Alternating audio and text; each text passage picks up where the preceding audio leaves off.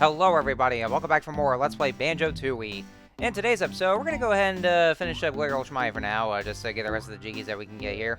And we're going to go inside of here and, oh, look what it is, folks. That's right, another FPS section, another one of those Call of Duty-esque or Perfect Dark-esque kind of thing, or maybe GoldenEye. This is the ordnance storage here, and so we also have a new move for us here. This is the Beak Bayonet. And so for this one, if you're going to FPS mode, this is actually where that the Regal Blaster mode will actually be able to have some close-range combat this time around, instead of just having to shoot the eggs here. So if you press the B button, then Kazooie will actually go and just barge right into those enemies, and yeah, that's basically how the what you finally get for the close-range combat.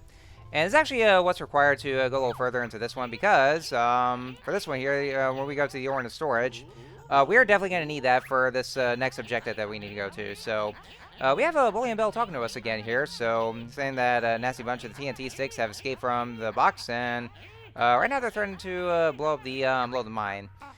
And so he also warned you that you know, Kazooie would suggest just having to shoot the egg, but yeah, if you actually shoot the TNT sticks, well, I'll actually explain more once this exchange is done and over with. So and this is actually where the those first-person shooter labyrinths will get a little more challenging. Because, you know, we'll see here in just a sec. Because, like, back when we did the, did that in a Mayhem Temple with a Target Dance Temple, it was actually pretty simple, I would say. But this is actually where, this will actually start to challenge you. So, and I also went ahead and I did a little save state, before I went inside here because, you know, you'll probably see in a second here. So, I actually want to do this in one go, so that's why I did a little save state. It's actually a good thing, you know, since I'm playing the, NSO version, we're going to be able to do so. So once you actually start, so there's actually 15 of the TNT sticks they have to get rid of, and so as soon as you actually hit the first one, that's when the timer will start. So yeah, you're actually given some free time here, but like by the time you actually start this, but then once you hit the first of the TNT sticks, that's when the timer will start to count down. And you actually have 200 seconds for this to get rid of the remaining 14. So you do want to make sure to be quick about it. You want to make sure to check around each and every single one of those rooms in each of the areas to see where the TNT sticks would be.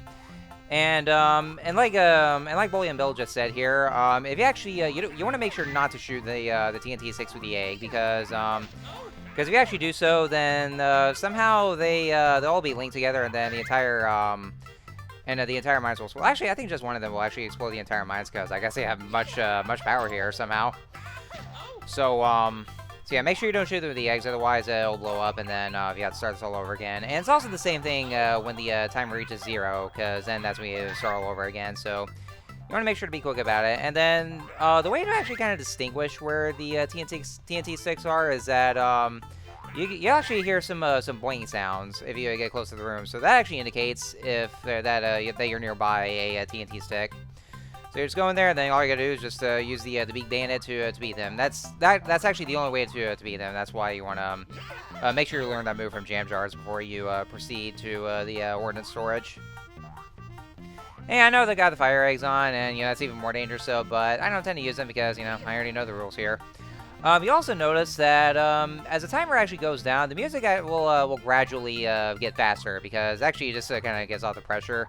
That you want to make sure to hurry before the time runs out. So yeah, you'll actually know that they're almost running out of time. That's why the music goes a little faster.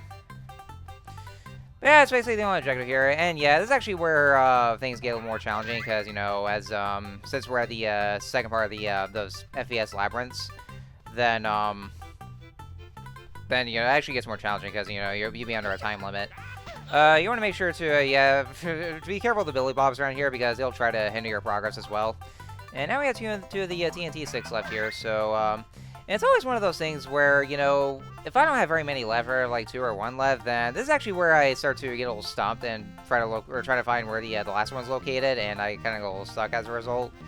So I hope you have a guide for this one, because yeah, and especially there's also going to be one more in this game, or one more first-person labyrinth in the later level that we'll be getting to, and well, let's just say I have a trouble here, but yeah, here we go. There's the last TNT stick, and so we got it all done here. So, but by the way, folks, I actually made 2 attempts for this here. This is actually my second attempt though, because first one I was really running out of time, so it was a good thing I went ahead and did a little save state. So it's actually good to take advantage of those for one thing.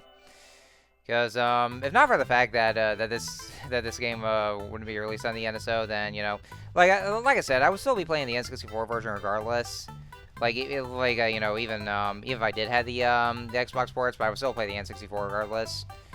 But running the original hardware though. But then I wouldn't be able to. I would have to make several attempts for these too. So, but you give it a lot of tries though. So I mean, it's good thing there's no live system in this thing, unlike in Banjo-Kazooie, because otherwise then that would make things a lot harder. But I think with all these, since the game tends to be pretty challenging, then maybe that's the reason why they got rid of the live system altogether, which is actually something I'm real thankful for. But with that, all the TNT sticks are done, and so we got our Jiggy for that, and so yeah, there's not much else, and there's only one more thing to do before we leave from Glare Gulch Mine. So if you actually recall, and yeah, I went the wrong way there. For some reason, I kept forgetting, and I thought that the train station was actually right here. Somehow, I don't know why my mind just wandered to that, like I was just thinking that, but no, we're actually going to go to the train station next, and it's actually elsewhere, though. And there's a reason for that. Well, for one thing, the train station, or actually the train itself, there's actually a whole system behind it. It's actually one of the most important aspects of Banjo-Tooie, especially from one place to another, and we're definitely going to need it here. But there's actually a certain condition that I actually did mention that we're going to need to do. But so if you actually recall, so originally the train was derailed, and so you had to have Momo to come over here to levitate back over. So now that we did before, we'll go ahead and get in the train, then we can be able to use it here. So here's a go pad. This is my train control pad. Oh, okay, well, let's use it. Let's go ride the train now. You'll have to battle me before you can go anywhere. Huh? Who said that? Sounds like it came from the boiler. Well, I guess let's go find out. Yeah, we're actually going inside the boiler here and somehow not get burnt to a crisp.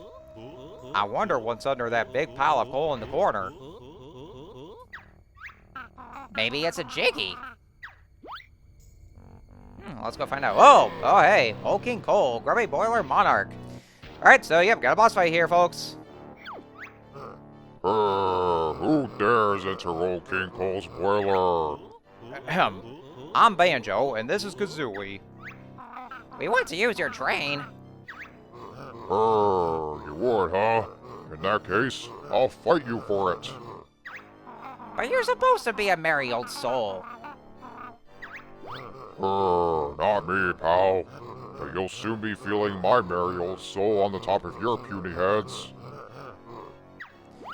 Alright, folks, so this is boss, well, or secondary boss if you're not kind of clunky here. This is Old King Cole.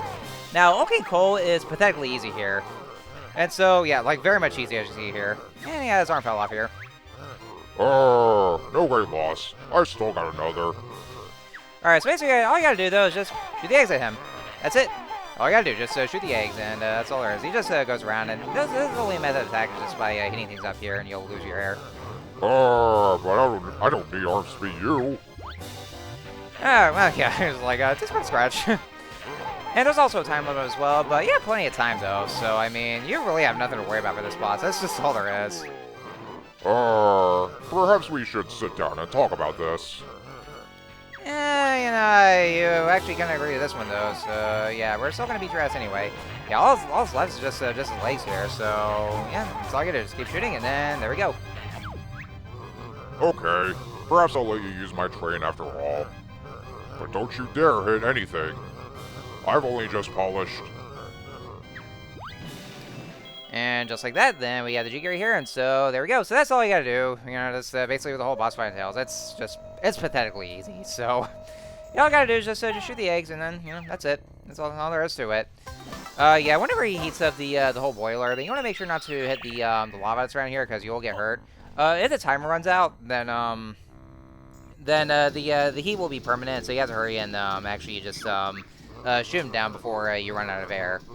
Now, they actually kind of changed. I didn't really explain how the air meter is different, because like if you actually lose the entire of your air meter, then you actually start losing honeycombs. So it's not like in Banjo-Kazooie where you run out of air, then you drown instantaneously. Alright, so this is what we got in Glare Gulch Mine. So, yeah, we have 7 Jiggies, and there's only 1 Jinja that we're missing, though, but those ones we can't really get for now, so we're gonna have to come back for them later. So that means, yeah, for right now, we are done with Glare Gulch Mine, and so, just those left, and so we're gonna go ahead and leave this area, and we'll come back after one of our backtracking videos.